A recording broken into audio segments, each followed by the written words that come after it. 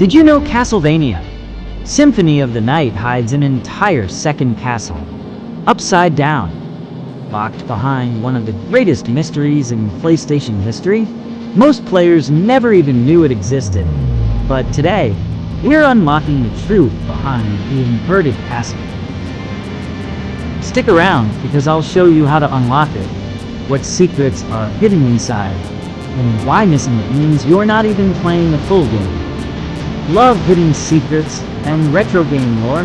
Hit like, subscribe, and ring the bell. Let's rewind a bit. If you're playing Symphony of the Night casually, here's how things typically go. You defeat a bunch of monsters, get some epic gear, and eventually make it to the top of Dracula's castle to face Richter Belmont. Yep, Richter, the same vampire hunter you played as in Rondo of Blood. But here's the twist. He's acting weird. Like, final boss weird. You fight him, you win, credits roll. Game over. Or so you think. But wait, where's Dracula? Where's the rest of the map? Why does the ending feel off? That's because it is. You fight him, you win, the castle trembles, and the credits roll. Game over, right? Except it doesn't feel right. There's no Dracula, no true resolution. And if you check your map, yep, you're missing a bunch of unexplored areas. That's because what you just got is the fake ending. It's like playing Ocarina of Time and never becoming adult Link. Like finishing Metroid without the Morph Ball. You only scratched the surface. And if you want to uncover the truth, you'll need to dig deeper. Clues are scattered across the castle, and it all starts with two mysterious rings. So you've beaten Richter, but things aren't adding up. Why is the map incomplete? Why did Richter act like Dracula? And most importantly, what's still hiding in this castle? Well, if you've been paying attention, Maria's been showing up throughout the game, dropping little hints that something isn't quite right. She's worried about Richter. She even says he's not himself. She's right, and the game starts nudging you to look deeper. That's when you might stumble upon two strange relics. The gold ring and the silver ring. These aren't ordinary equipment. Each one comes with a cryptic message. The gold ring says, "We're in clock room." The silver ring says, "In tower." That's it. No context. No direction. It's easy to miss. But here's what you need to do. Equip both rings and head to the clock room at the heart of the castle. When you do, boom, a hidden floor opens beneath you, revealing a chamber that most players never find on their first playthrough. And waiting inside is Maria. She hands you something crucial, the holy glasses. And this changes everything. Because with these glasses, you'll see the truth behind Richter's madness. And what happens next will flip your world, literally. Wait a moment. You seem human, and yet, what do you here? I've come to destroy this castle. Then we have the same purpose. I'll trust you for now. I'm Maria. Who are you? Alucard. Not the talkative type, I can see. Well, perhaps we'll meet again, if you live that long. Farewell.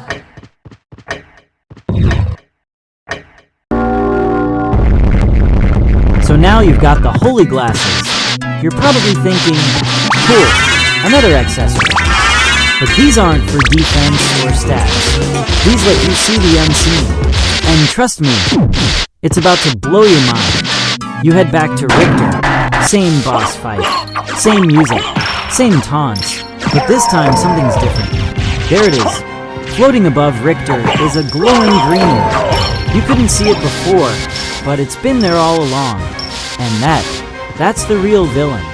This orb is the dark magic of Shaft, the dark priest from Rondo of Blood, and one of Dracula's most loyal servants. He's using Richter like a puppet, turning the once heroic vampire hunter into the false lord of the castle. Now, here's the kicker. You don't fight Richter. You ignore him. You go for the orb, destroy it, and the illusion is shattered. And this is the twist that changed gaming forever. The entire castle flips upside down. This isn't a small extra room. This is a full second version of the entire castle. Mirrored, inverted, reloaded with tougher enemies, new bosses, hidden gear, and the path to the true final boss, Dracula himself. And now that the castle is upside down, it's time to face the real horrors Konami saved for players who solve the mystery. The hardest bosses, the most broken weapons, and the final confrontation with Dracula all wait in the shadows. So, we meet again, Alucard. It seems so. As friendly as ever, I see. It's strange. This castle is different than I remember it. This castle is a creature of chaos. It may take many incarnations. So I can't trust my memories, huh? Oh well, I'll do my best. Good luck.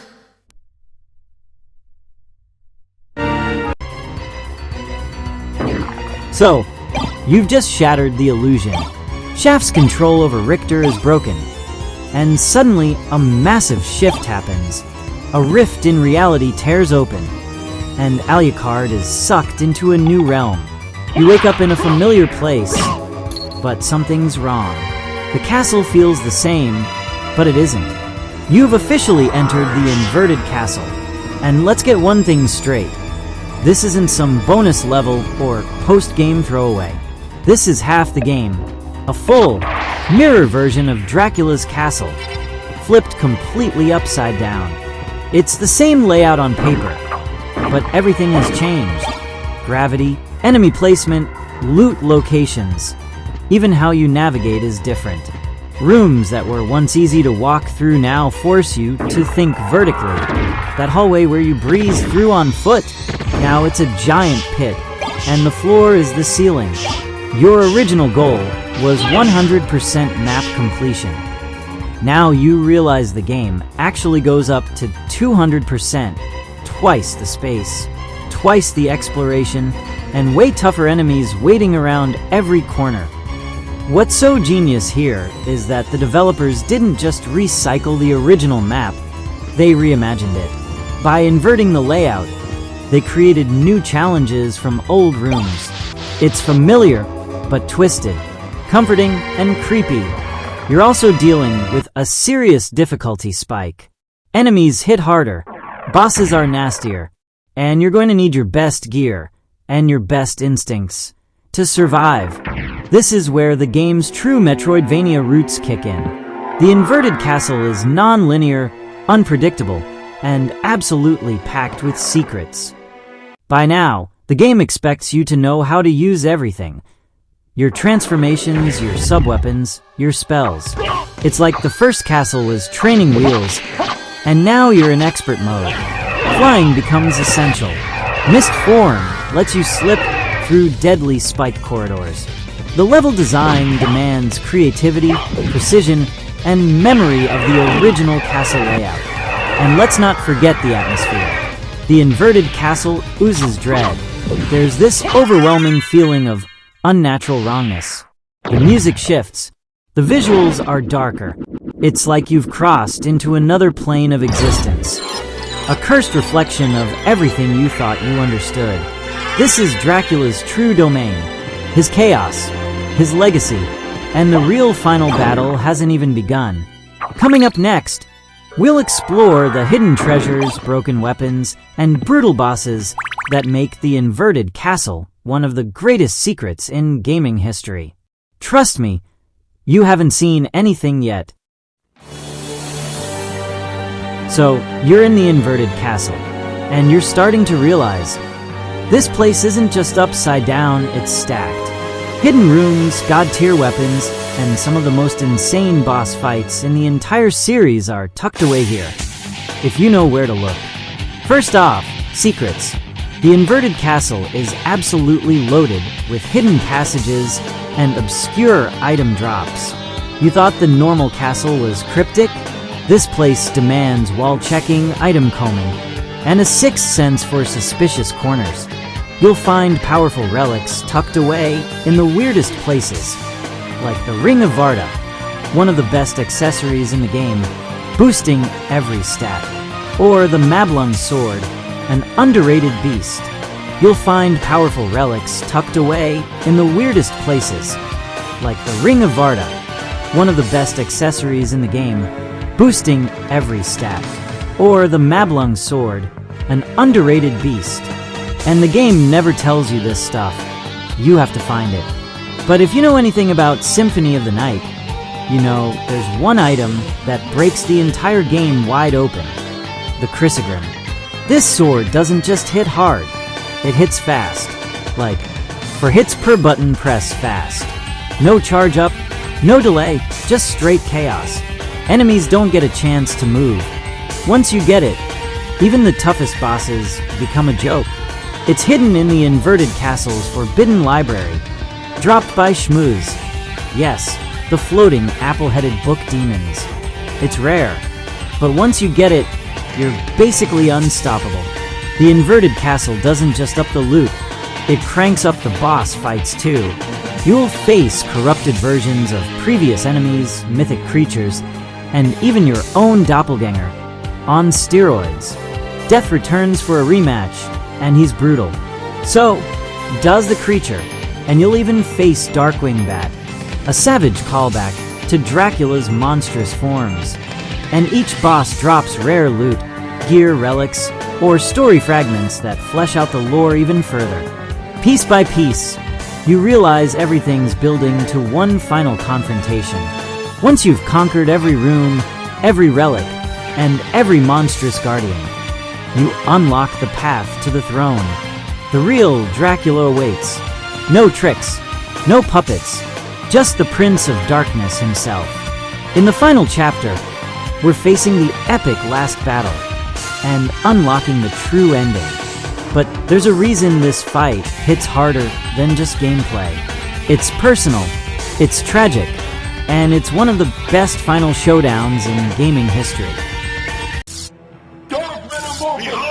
After everything, the puzzles, the rings, the holy glasses, the flipped castle, and every brutal boss along the way, it all leads here to him, the true Lord of Darkness, the one who's been pulling the strings behind Shaft, Richter, and the entire nightmare of this castle, Dracula himself.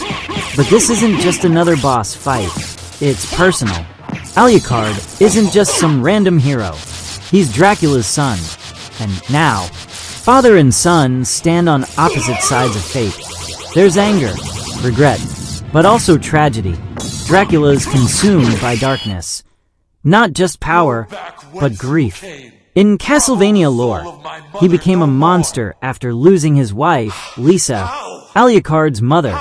Lisa was executed by humans who feared her. Despite her kindness and healing gifts, her final words begged Dracula not to take vengeance, but he did. And now, Alucard is here to stop the cycle, not out of hatred, but because his father can no longer see the difference between pain and justice. And of course, it's not an easy fight. Dracula throws everything at you. Teleporting, dark spells, multi-phase transformations.